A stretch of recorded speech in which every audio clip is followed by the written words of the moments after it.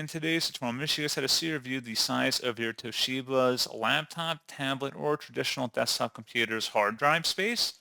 So this should hopefully be a pretty straightforward process, guys. And without further ado, let's go ahead and jump straight into it.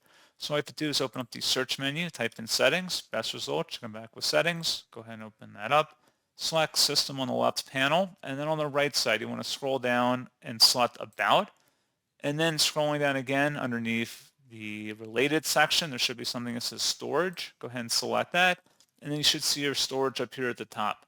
So pretty straightforward process, guys. And as always, thank you for watching. I do hope that was able to help you out. And I do look forward to catching you all in the next tutorial. Goodbye.